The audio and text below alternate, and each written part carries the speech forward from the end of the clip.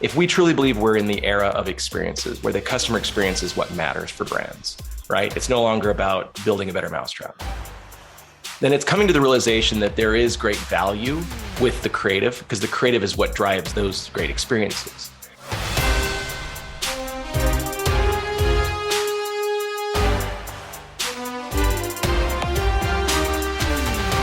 All right, this one really is a long time coming.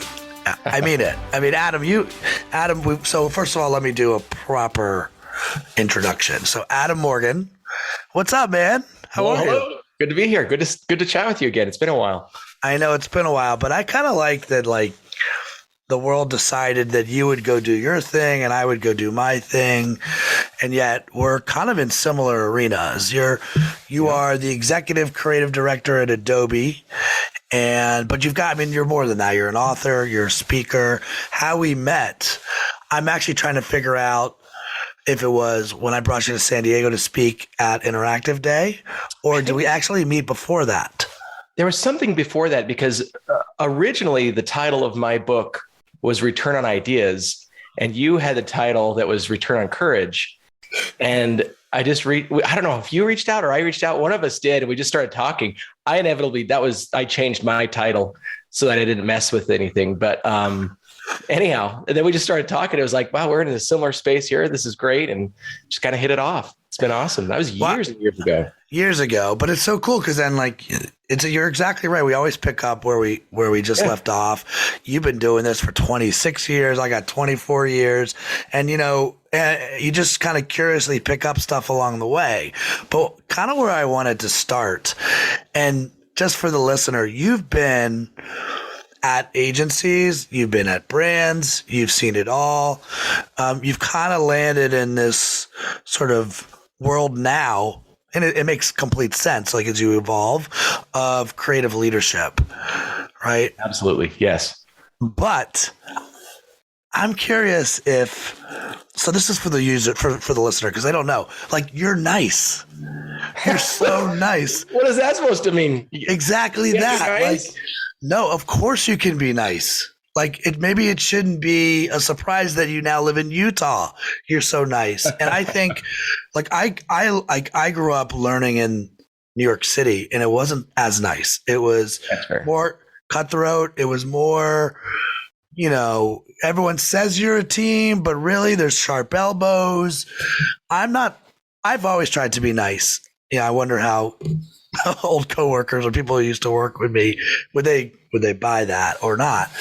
But you've always, I feel like there's a lot of love for what you do, and sometimes nice works against you, but like you really truly are, like, you want the best for people. So I don't know. That's what it means. I don't know what it means. No, there's probably some truth there. And it has, like, there have been times that I've had higher up say, you got to stop caring too much, like caring too deeply. And I'm like, I don't know if I buy that. But I think what did it for me is, I moved to Jackson Hole, Wyoming for 5 years and worked at this small little boutique agency. And something clicked there that was so different, because they're like, I don't know what it is, but the culture about work, it's like you live in this beautiful place that very few people are fortunate enough to live. And when you'd go to a party or talk with people, when they asked you what you do for a living, had nothing to do with your job. They did not care about your job. That was the last thing on the list. It was like, what are you doing? Like, what peak have you climbed? What thing are you skiing? What thing are you paragliding? Like, that's what they wanted to know. Like, and I felt this pressure, because before in business, it was always like, get ahead, get ahead, get ahead, get ahead. And when I got there, it was just this different pressure of like, if I don't get outside and do something in the evening or in the weekend, then I'm wasting my existence. And so somehow that changed some things for me, where when I moved back into kind of the crazy life of agencies and other things, it just kind of chilled me out a little bit, I think. I mean, that so resonates with me. And I think New York City, the first question out of somebody's mouth is, what do you do? And of course, what they're really saying is, what can you do for me? maybe they don't think about it that way, but that's really what's happening, right? That's the subtext of, like, now it's not completely for bad purposes. There's like, we're trying to find common ground. Oh, cool. I'm in that space too. Right. But when I moved to San Diego, right, the mecca of creativity here, right? I mean, we're getting better. We're getting better. Yeah. But I moved here in 2004. That question did not come up. It was not on the podium of questions that I would hear out of the gate. It was like, where do you hike? Mm-hmm. Where do you surf? I'm like, I'll surf. What do you do to live? Yeah. Yeah, and maybe because we weren't saturated with a ton of creative people. Again, it's not to knock San Diego. I just compared to New York, where you've got creatives on every corner. It was the cadence of the story of the questioning was different. So I think it's a compliment. And I gotta tell you, I'm curious of like, can you maybe share how long you've been in Adobe? Like, give me the job titles too. Like, where did you start and where are you now? All right. You want me to start from the beginning or start from now and go back? Go from the beginning. Okay. Take us up to now. All right. My first job was working at a newspaper in 1995 in the design department, and I was just designing ads. And that's kind of where I first got the taste of like, oh, you can do something creative and fun here. I started reading communication arts ad annuals and one show books and just kind of caught the bug just on my own. I'd go to the library and find those books and just read them. So, and that was where? What city? That was in Utah. Okay. So are you from Utah originally? Yeah, originally. That's where my family is. That's why I ended up back here later. But so I did that for a while and just started building a portfolio. Then I ended up getting a job at a first agency, which was Dallin Smith White. It was a tech agency in Salt Lake City. The first account I worked on was Intel microprocessors. Back in the days when they were doing the bunny people, if any of you remember those commercials. Just you and me, man. Just the two of us.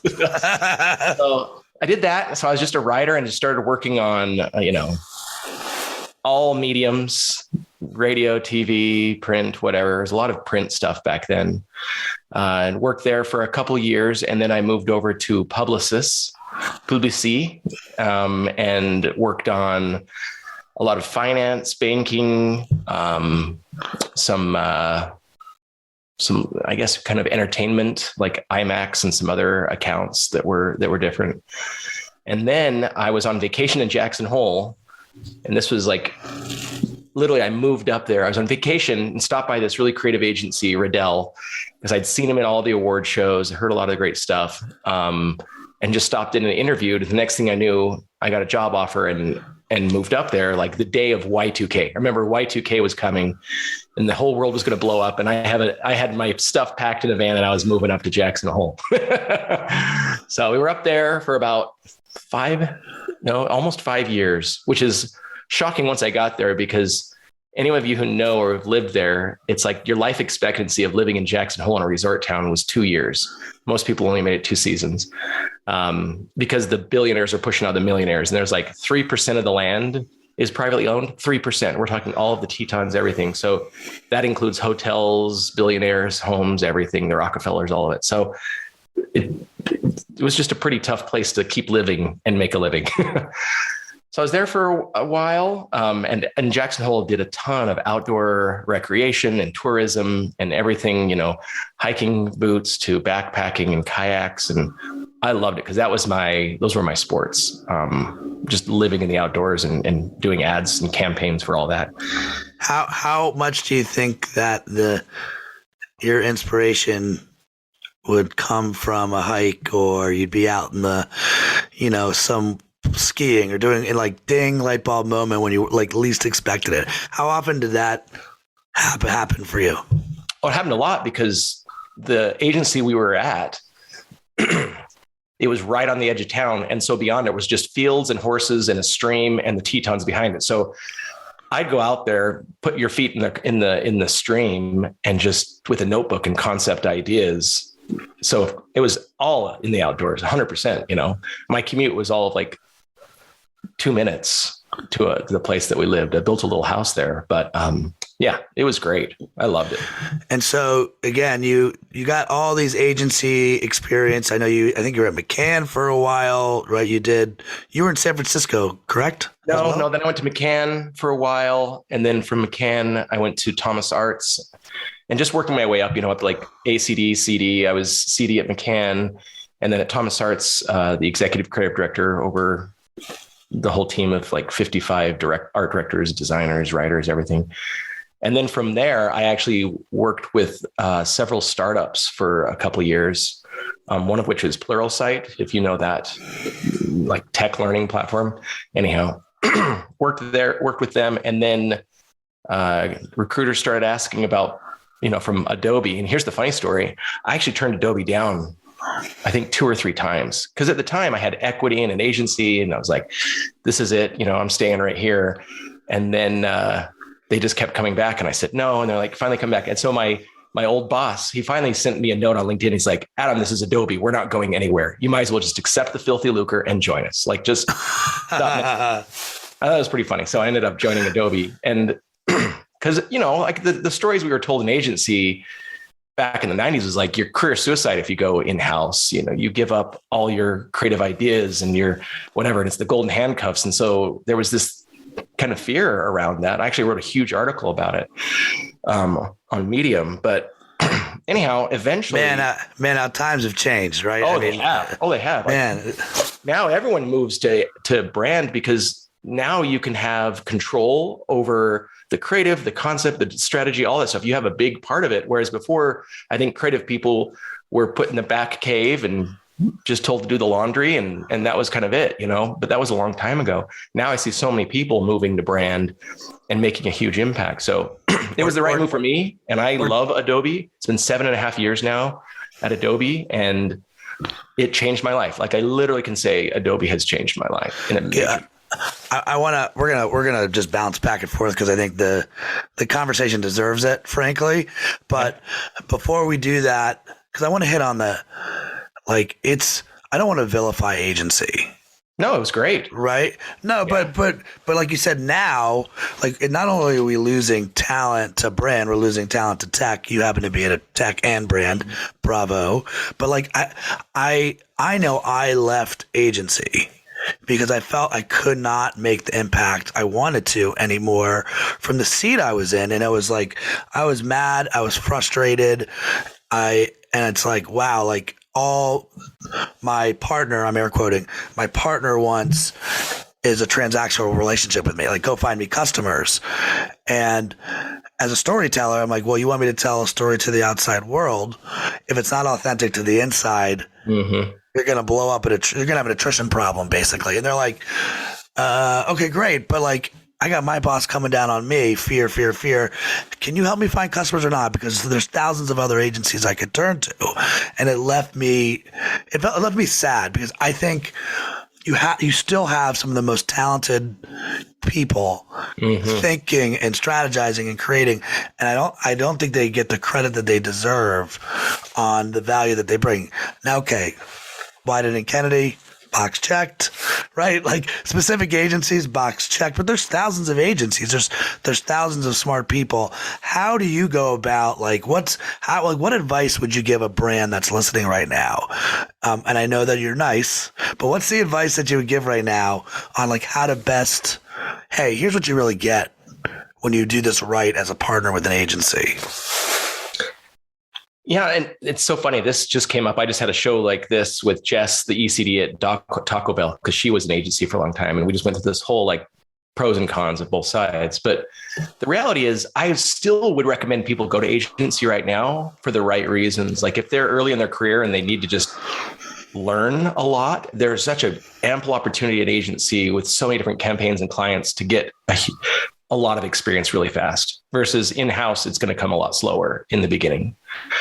But aside from that, going back to your question of how would I, recommend to brands, I think there's a fundamental shift that needs to happen. It happened at Adobe and I'm seeing it happen at other brands, but we're not quite there. And that fundamental shift is if we truly believe we're in the era of experiences where the customer experience is what matters for brands, right? It's no longer about building a better mousetrap. Then it's coming to the realization that there is great value with the creative, because the creative is what drives those great experiences. And in most departments or most brands, the way they have it set up is they have marketers who run the department, and then underneath them is the creative team who's just getting all of the stuff done. The shift that needs to happen is, as part of my journey to figure out like if this is the right answer, is I went back and got a master's degree in marketing strategy a few years ago at Northwestern. And 100% throughout that whole program of the best marketing strategists out there, they do not teach you how to do creative or understand creative at all, period. Like, you are not an expert in creative. And so the new model that needs to happen is you need to have creative directors and marketing directors sitting equally at the table, where the marketing directors own the metrics, the plan, who are we going after, what are we doing? And the creative director owns, how am I going to execute on that? What are the final words and pictures, expression of the brand, all the execution of that, working together equally rather than one sitting above the other. And when you have that new model in place, that's where the creatives can have more of a big impact on those experiences. And how does that relate with agencies? I see agencies as simply an extension of that brand team. So if I, as the creative lead, own the relationship with agencies, I'm going to treat them so different than a marketer who's just going to an agency as their whipping boy and saying, hey, go get this stuff done for me because my boss needs something. I don't know what we're looking for. I'll know it when I see it, but just go do it, right? Whereas when I'm working as a creative leader, I can say, okay, you're just like a part of my team. Here's what we're doing. Let me give you a direction and guidance. This is where you need to go and fix and work. And then we're building something together, and it's just really long hallways, right? Wherever they happen to live. And that's the model that I see working much better, because then it's no longer this in-house versus agency battle. We're working together, and we collectively and creatively are then going back and saying, here's how we're executing it, and this is what we're doing. And agencies love it because they get better feedback. They feel like they're on the same page and we're communicating the right way, rather than a marketer trying to speak creative and they're just doing and they're flubbing it, right? So that's the shift that needs to happen. So if I'm talking to a brand, I'm going to say, make creative leaders really a creative leader, give them a seat at the table, and not just metaphorically, like make sure they're literally reporting to. And I love it. I actually just got a call from a recruiter. I won't say the brand, but this brand, they got rid of the CMO title and just went straight for CXO, Chief Experience Officer, and the VP of Creative and the VP of Marketing both report to that person, which is awesome. That's how it should be. So talking, side to side, and then the agency thing, then we know exactly what we're getting from it. We're extending the team where I need more talent in this area or that area. We fill it in with the agency and done. There's so much in here that I want to pick apart in a good way. First of all, I adore that there's a problem that bothered you enough that you went to Northwestern to seek out an answer. I want to answer this one question, and I'm willing, because people don't do this. They're not going to give 4 years of their life to am I off on this? 5, 6 years of your life, right? Yeah, am I off? I did it slowly.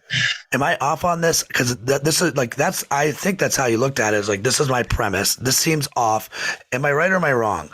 I could tell you the same thing with my book. The last thing I wanted to do was put something in the universe that was wrong, right? For 1,000 reasons. One, I want to help people. Two, I'm a fragile human like others. I don't want to be putting stuff out there that's oh, he's just doing it to write a book. It's no, you completely missed why I put a book out into the ether. So I commend your the way you went about trying to answer an important question to you. And since you threw the Intel, the Intel advertising, and maybe nobody other than the two of us remember that. I will now quote Spies Like Us, one of my favorite movies, which is, we mock what we don't understand. You mock what you don't understand. And I think that's it. I think the marketer doesn't understand. It's not their fault, right? They're trained in a very different skill set, not like totally. a creative. They don't know how to speak fluent creative. They don't know how to have empathy the way that you would have that. Here's my question. Is there a third seat that should be, this is the old stool. Is there a third peg to the stool? Should there also be, so you said there's a marketing director, there's a creative director. Should there be a brand director? Should brand now, is brand like a swirl that is a shared responsibility between the two, or is it something else? And I got to tell you, I kind of felt like And I've got friends at Brandless, right? And I'm not here to knock Brandless, but like I felt like Brandless was trying to, maybe they don't realize it, but they're like, don't pay for brand. They were kind of devaluing brand. And I think brand is important. Like I think brand is trust, but maybe I'm overvaluing brand. So would love your take on that. Yeah, I want to back up to answer that. There needs to be a little bit more of a setup, which is, the reason why I am so bullish on creative leadership is because for a long time, and I see this pattern still, emerging, is that a lot of creative directors or creative leaders get just focused only on the work, where it's like you're only a good creative person if it's all about doing cool work, right? And I totally get that. And that's where I was born in the good work thing. It's in my veins. I totally get that. But I feel like, and I mean, that's one reason why I started the Real Creative Leadership show, is to like really speak to the higher level creative leadership issues rather than just creative direction stuff, because it's well beyond. A creative leader is not a creative director. And we did some research with creative leaders around the nation. I think we did a survey of like 300 plus creative leaders. And it was fascinating to talk to them about their career paths, because a lot of creatives feel like the ultimate end of their career is to get to like creative director or ECD at the company or chief creative officer at the agency. And that's it. And they just look at it as like, it's only about creating work and end of story. And you should be looking back down at the team. Whereas like I have this whole creative leadership, growth model where it moves well beyond that.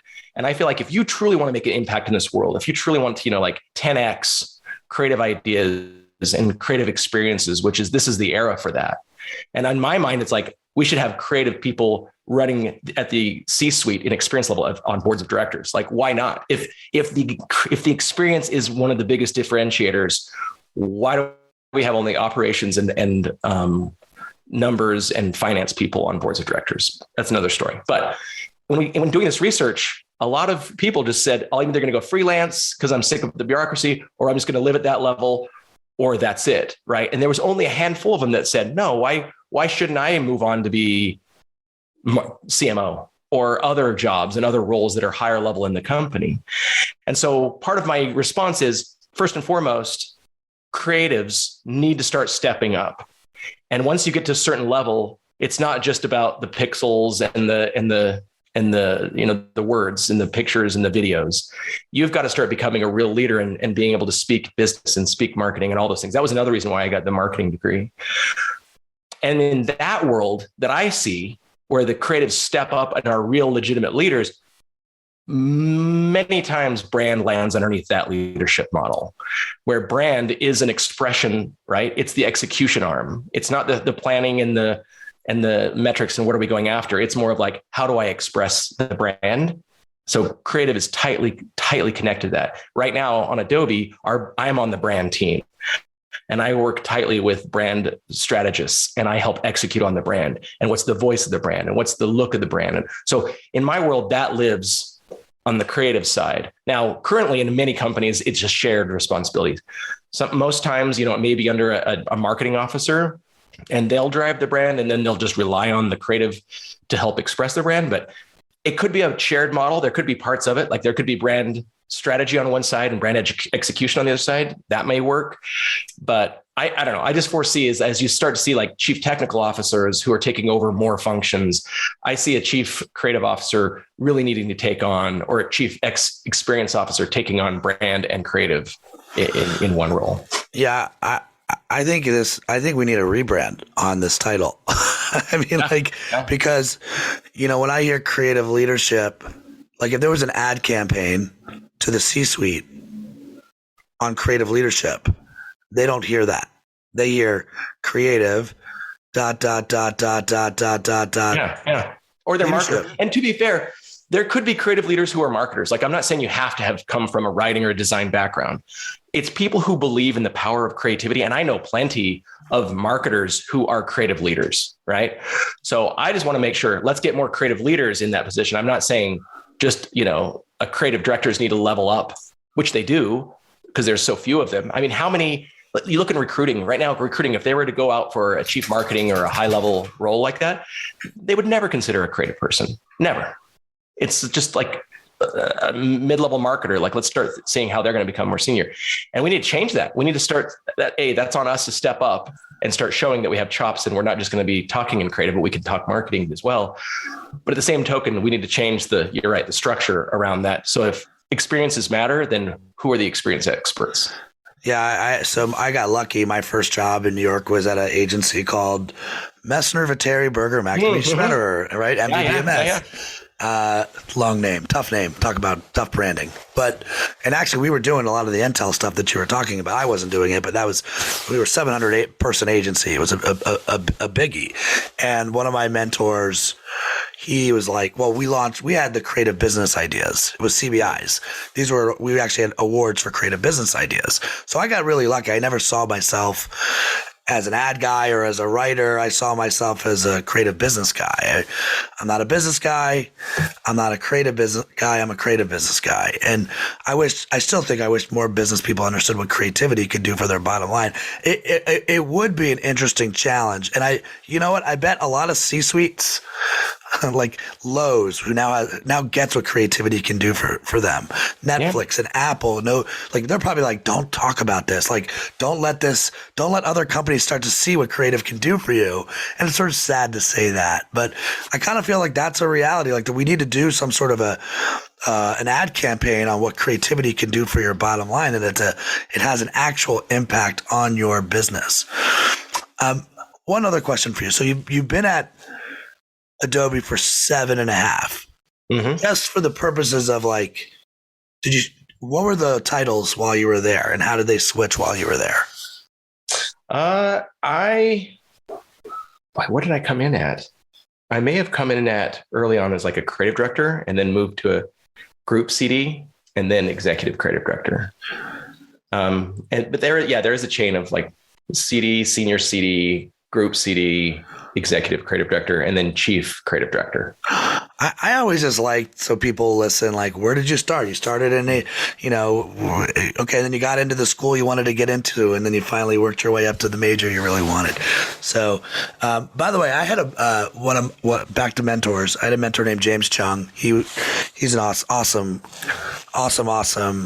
thinker. And James, at one point, actually, this was back at Messner, but he was running creative for Chiat. And when I met him as a young creative, I remember having a conversation with him in the hallway, and he was like, no, I just turned down creative director. I was like, what? I'm sorry, what? Like, you did what? Like, in my brain, clearly I wasn't thinking. I just assumed when you get that next bump, you take the bump and you go. And I learned later, it was like a light bulb moment. I'm like, oh, he still wants to create. He still wants he wants to be in it.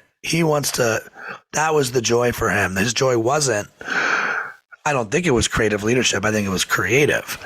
Yeah. So now, as an ECD, how often what % of the time are you creating versus inspiring others, or educating, or enlightening, or nudging, or like, what does the job look like for you today? Yeah, that's a fair call. And I think that's definitely a leveling exercise for each of us individually, because you're right. When you move into a creative director role and above, it changes. You're not just in the creative cave, in the zone doing your thing, like that was I remember, for years and years and years, I just find a really comfortable seat, kick back, put my feet up, and just come up with ideas. Like, that was a big part of my day. And then as I moved to become a creative director, it was like, I'm in meetings all day, and then I did that at night. Right. So there was the give of still creating, but driving stuff. I'd say as an ECD, there's definitely more to it, but here's what I would want to say. Like, for me, and as any creative person, you grow up people observing, watching movies, digging culture, doing whatever you're doing, and it becomes a part of your soul, per se. And I don't think that ever leaves. And so even if you're at a leadership level, you have to find ways to feed that, which I think is exactly why it's a benefit, right? Because you're always empathizing and thinking and wondering how people would experience things. So to me, in my job, it's changed from me concepting a headline or designing an ad.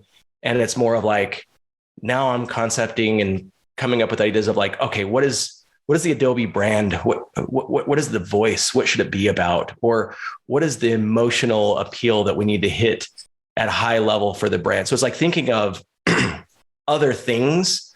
And for me, it's a lot of like storytelling and messaging at the top.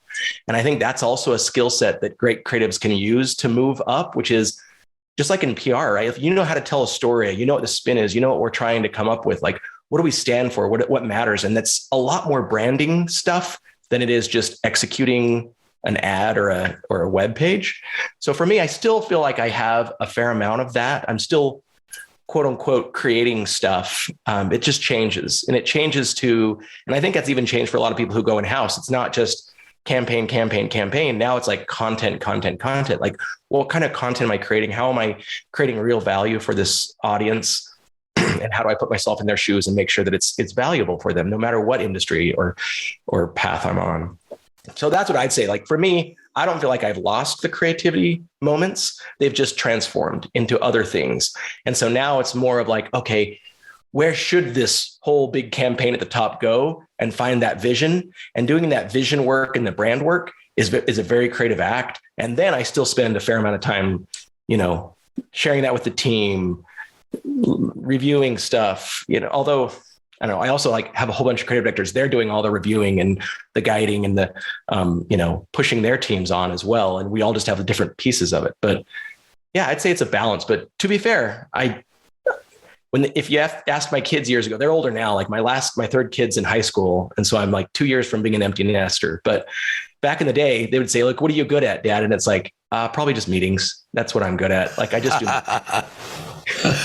Well, I think you're doing a lot better than just meetings, but you tolerate them. And I think a lot of creatives don't want to tolerate or don't have the patience to sit in those meetings, to your point. And it's not a knock. I'm still on this, like, okay, I feel like, and again, I've been a creative, same as you. I've had lots of titles, chief creative officer. You're much more of an entrepreneur than I am, though. You've really gone after things and like given up big stuff to try something new. And I'm just like, still working it, Oh, I think you've got, between the podcast, I think you're in it now. Okay, we're going to run this back in 5 years and see. All right. We'll see what you're doing, and I'll be on your show, hopefully. But I still think like there's a big miss on creative. I don't think it holds the value, and that's the irony. Like, we're paid to inspire a believable narrative, and the C-suite still doesn't get like what creative does. I wonder if your title wasn't executive creative director, it was executive story director, right? Chief story officer. Like, would they start to understand what it is? And we could talk about, I'm curious to hear your thoughts, but the real question I wanted to ask you, and maybe you lead with that first one. So let's say we have someone right now that's listening who's a leader, but they're not on the creative side of the brain. Mm-hmm. And let's say you've got a creative that's listening that may or may not see their path to leadership. So you've got a leader listening, and you've got a creative listening. What is the one piece of advice separate that you give the leader on creativity? And what is the one piece of advice you give to the creative on a path to leadership? And you've kind of touched on this a little bit already. Yeah. But I'd love to hear it. Well, it stems from this idea that if you really go back, and I don't know, there was several years ago, I was in some workshop and I was surrounded by some operations people and engineers. And then, of course, the person in front says, we're going to get creative, get your pens, and we're going to start doing some stuff. And the instant answer from the engineers and the operations people are like, well, I'm not creative. I don't do the creative stuff. And it's probably true, because I don't believe that they have a brain that is void of creativity. I think all human beings are creative. We all have the same brain, but there is a muscle there that they've neglected to use. And if you think about all of these leaders on boards of directors they've surrounded their brains with operations and numbers and finance and crunching numbers and spreadsheets and balance sheets. And that's like, they've absorbed it so much that it's just like second nature to quickly look at a balance sheet and be like, oh, here's what we need to do, right? Like, this is how we need to fix some things. Whereas the creative person has been out there in this experience world of like soaking in human behavior and how do I, the emotional side of things. How do I react to stuff? How do I absorb this? Empathize, put myself in other people's experiences, go to, and be very, experiential in all of those things. So when I give advice, I would say, all right, first of all, to that leader at the top, if you want to get ahead today, if you want to push to the next level, your brand, company, whatever, needs to understand the value of customer experiences, because that's what everyone out there living in this world is expecting. Higher and higher demands on these brands to make everything seamless and perfect and have a great experience. You only see an experience when it's bad, and then you complain about it, right? When it's a good experience, it's seamless. But the hold on. I love that. That is not a small thought. Like, I love that. I'm sorry. Like, because you're right. Like, I always say good process is invisible, right? When you're on an airplane and they're doing their thing. If you've noticed them fumbling through and they just hit your elbow right as they're coming through with the cart, that is not flawless execution. And so I so agree with, like, I want more leaders to be conscious of that on the experience side. I'm sorry. Yes, I do too. I want them to be conscious of it. And so it's like, what they need to do and understand is it's that whole adage of like, surround yourself with the people who, and the skills that you don't have, the people who are smart in different ways. So a wise leader right now, and to be fair, there are some leaders who are very creative and entrepreneurial, and we know them, and they shine, far above, many of the others. But a good leader should go out and say, okay, if this truly is the era of the experience economy, who do I need on my close team who has taken their whole lives to really explore experiences and understand them in such a deep way? Like, I would say our CMO, even she's a marketer, but she is a creative leader. She gets those visceral emotional experiences. And so it's a good thing that she's on that board. So leaders need to say, okay, if I don't speak that language, stop thinking of it as just, an execution of just go get something done and do this for me, but think of it as a strategic part of the plan. So creatives, creative leaders, experienced leaders, that's a strategy action, not just an execution action. So they need to start reaching out and find and cultivate relationships with. I already know, like, I've interviewed people who were like, there was whatever CEO of a company had this close relationship with the, creative person at their agency, and they worked so close, and then they, did amazing things. Like, I see examples of it. You look at even like, in companies where there's a partnership and a yin and yang on some of them. So that's what they need to look for. Go out and seek out experiential creative leaders. And then on the creative leader side, what I was harping on before is like, we are doing ourselves a disservice when we roll our eyes back when they start talking numbers and finances. We do ourselves a disservice when we just say, I'm not going to worry about the strategy and the marketing stuff. I'll just do the cool shit, right? Like, that's what they want to do. So they need to change that mindset and be like, if I'm going to be a creative leader, and again, it's that leveling exercise. If you want to stay in the craft, do it. That's awesome. But if you want to be a creative leader and push for this next, decade of change, you need to start learning to speak business and marketing. Go out and take a class on finance and take a class in marketing strategy, and understand it enough that you can speak to it. Because at the C-suite, they don't want someone coming up who's just focused on only the one thing that they know, and they're not broad enough. So you need to understand all that stuff so you can start to play and find that position and prove your worth at that position on the board. I wonder if because you're so spot on, and I've been around creatives that, we're stubborn and we're fickle. But the irony is, like, if a brief shows up on your desk and it's a category you don't understand, and you're like, well, I guess I have to figure out finance. I got to figure out how to position JP Morgan. Yes. Right? We go out and study it and absorb it and immerse ourselves. Why don't we so maybe that's the challenge, is like, look at it as a brief. Look at it as a brief inside your own company to be curious. And I've always said, I'm nothing more than a translator, right? Like, we're the UN here, trying to make sure we're taking a brand that's quite complicated, and we're trying to articulate it in a way. We're bringing you along slowly and building empathy, hopefully, so that you see we really do have your best interests in mind. How is it any different than these exact conversations when you're in your boardroom and you're like, oh, this is numbers, I'm out. It's like, wait a minute, exactly what you said. And the difference is because someone's not handing the creative that brief and saying, go do this. It takes extra effort. Like you have to go on your own and start doing some of this stuff, but you know how to do it. You've got the muscle. You just need to do it. All right. So I also, we talk about courage and fear. We're coming down the home stretch, by the way. So we talk about courage and fear, and you just can't get to the courageous move without like addressing that fear, addressing what we're afraid of. So I'd love to hear, like, what are you afraid of now? Like, are you still like, you've done a lot, you've seen a lot, you've got the jaw scars of different, you've seen agency, you've seen brand. Is there anything like you're afraid of in the work you're doing right now? Is it, the podcast? Like, is it going to have just curious of what you're afraid of? The stuff that I feel like is out of my control, which is where fear would come in, because when you're in control of whatever you're going after, there's more courage. But I would say the stuff in my world is politics, probably not like major scale politics, because even Adobe, like there's not a lot of politics. A lot of people are nice, but it's still like at certain levels, whether you're getting a new job, you're keeping a job, you're leveling up, it's a people function, and it's really what people's impressions and perceptions are.